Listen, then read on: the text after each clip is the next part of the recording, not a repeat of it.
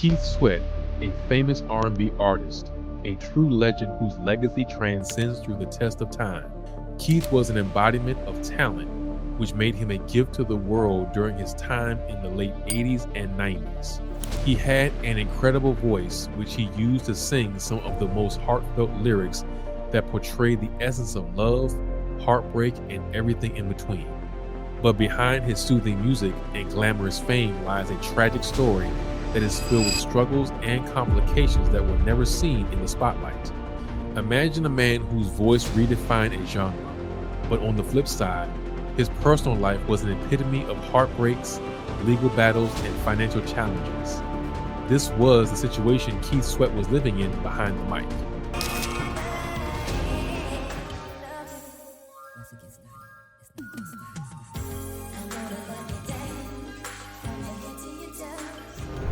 His journey from the streets of Harlem to the peak of the chart wasn't just characterized by music, it was also a fight for survival. In spite of all these, even at the top of the charts, his personal life twirled beyond control, revealing the painful reality behind his melodies. Sit tight as we uncover the untold reality in the life of Keith Sweat, his secret battles in and out of the spotlight. This is the story of a legend whose personal life was more complicated than the romantic lyrics he is popularly known for. His journey is a testament of an indomitable spirit, but also a reminder of the heavy toll fame can take, especially for Black artists in an unforgiving industry. Come on, baby. Ooh, yeah. Come on. Ooh, baby. Come on. Keith Sweat was born on 22nd July 1961 in the heart of Harlem, New York, at a dispensation when the atmosphere in the neighborhood was filled with hardship, struggles, hustle, and hope. During the 1960s and 1970s, Harlem was a vibrant and active community for Black culture. On the other hand, it was also a community struggling with racism, economic inequality, and violence. This painful reality altered Keith's perspective of the world and later resonated deeply in his career as he poured out raw emotions into the lyrics and tone of his music. He grew up in an upright household, and struggling wasn't a new adventure for him. Keith's father worked as a laborer in a factory, while his mother was employed as a hairdresser. They both worked vigorously to make ends meet. Like many young Black men who were still growing up at the time, Keith suffered from poverty and had few opportunities. But instead of being swallowed by impoverishment, he developed a strong passion for music, which gave him comfort, joy, and happiness. From the young boy that he was, he became attracted to the sound of Motown, James Brown, and the fine melody of soul music. His passion grew deeper that he often sneaked off at the slightest opportunity just to listen to records. He loved music so much that it became a means to channel his emotions and experiences into something incredible. During Keith's early days, Harlem wasn't just a home, it was his training ground. Harlem was his root, the place that birthed his passion for music. Life wasn't pretty fair to Keith Sweat. His father died when he was just 12 years old. This traumatic incident left a heavy burden on the growing boy, making him to be way more mature than he actually was and taking up some responsibilities within his family. Not having a fatherly figure at such a very tender age left an emotional scar in his soul, but it also gave him a stronger resolve to be an independent young man. We could say that the loss of his father was the root of his vulnerability and depth we would later see in his music career. I had the pleasure of meeting this young lady. Now, when I first met her in I think it was in the club. You know, we used to do the chitlet circuit. You know, there's a thing called the chitlet circuit back then.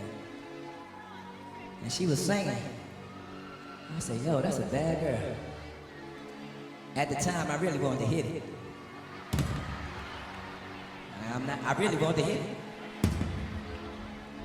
But so, the game back then was, baby, I could make you a star. That's the game now too, but. So that game don't change. Baby, I'm gonna make you a star. I never knew this record was gonna be as big as it was. While Keith Sweat was in his teens, he intentionally made a decision not to allow the limitation of his environment to limit him. Harlem may have been a hard experience for him, but it was also filled with talents and ambition. Keith began to be deeply in love with rhythm and blues. He began to immerse himself with knowledge about the genre. He started performing at local joints, which built a reputation for his smooth vocals and ability to command stage presence. He had a mentality that if he could do so well in his music career, that he could break free from the limitation of Harlem and the terrible experience he suffered while growing up. Put your hands up. Put your hands up, man. Y'all ready? While he continued to show up, he discovered that the way to success is a consistent, straightforward path. During the period when Black artists were contending for visibility, Keith found himself amidst the tussle and reality of the music industry. Yet he didn't succumb to defeat. These struggles are what formed the gritty lyrics that defined his career. These lyrics were beyond words. They were a mirror reflection of his life story. Harlem broke him and also rebuilt him to a man whose voice could capture and command the highs and frustrating lows of life. His determination and impeccable talent paved the way for him to climb to the top of the chart. Keith Sweat's journey to fame wasn't an overnight adventure. It was a long and persistent grind through the maze of the music industry. While he performed for small venues and many occasions, Keith got his first big performance during the mid-1980s. His determination led him to signing with Elektra Records in 1987. This would shortly give a new meaning to R&B. Bring you, come on, baby, come on, baby. Ooh, yeah. Come on. Ooh, baby, baby, baby, baby, baby, baby, baby. The industry blew up when Keith released his album, Make It Last Forever, in November of that same year. This was a display of sounds that are smooth, sensual, and pouring from a depth of raw emotions. During the time when pop and rock were prevalent, Keith's unique blend of traditional soul and the emerging New Jack Swing sound was a breath of fresh air.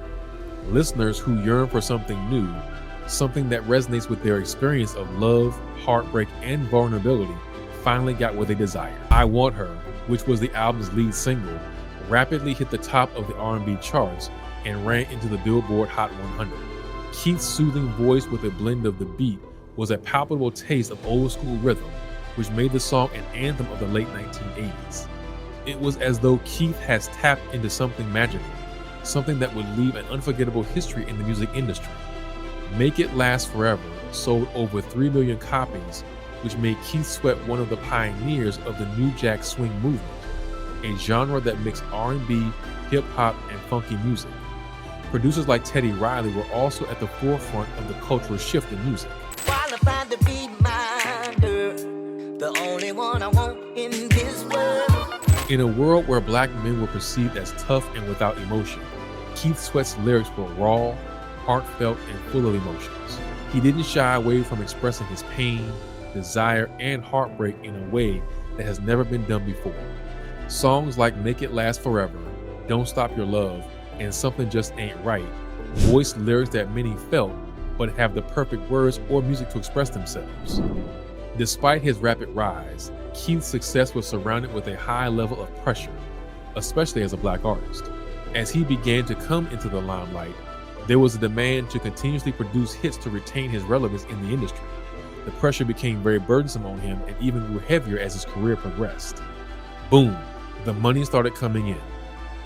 The sudden fame and finance was a blend of blessing and a curse. Just like many other Black artists before him, he had very limited guidance in the aspect of financial complexities in the industry. The lifestyle that came with fame began to take its own share of the cake, and there was Keith, struggling with financial mismanagement, despite being at the top of the chart.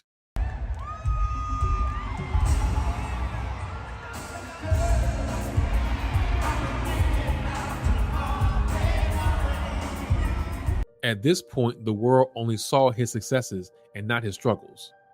He was an icon during his generation. Beyond his tracks, a man who survived the streets of Harlem sets a new footprint and legacy for R&B. As he advanced to the 1990s, the game and fortunes that seemed to be the peak of his career became a challenge that would test his resilience. As Keith Sweat continued to rise, the spotlight grew bigger, so did the shadows of his personal life. Many fans didn't see the threatening struggle that almost broke him. They only saw the smile on the mic. He was fighting for his place in the music industry and also fighting a series of personal crises that left a scar that was deeper than that of his career. It was treacherous how his music lyrics often spoke about love, passion, and heartbreak, and he was going through a toxic relationship he couldn't explain. His relationship, especially with Lisa Wu, the mother of his 2 children, was the direct opposite of the fairy tale romance that was often shown in the media. Keith's and Lisa's relationship began on a soft note. It was a love story between 2 young, ambitious individuals who came together. After some time, their love story became cloudy and darker, leading to one of the most painful moments in Keith's life. Their relationship became filled with disagreement and emotional frustration, which led them to their public divorce. After their divorce, another battle arose, not for money or property, but for the custody of their 2 sons. This battle between Keith Sweat and Lisa Wu became a severe legal war that went on for years. This posed a level of fear for Keith, the fear of losing his children. At this point, no amount of money or fame could equate to what he was feeling at that period. Fortunately for him, he gained full custody of his sons in 2003 after years of a drastic legal war. The struggles Keith faced in his personal life were engrossed by the immense pressure of the music industry. As the New Jack Swing era began to fade and the sounds of the 2000s started rising, Keith was challenged with adapting to a new musical landscape.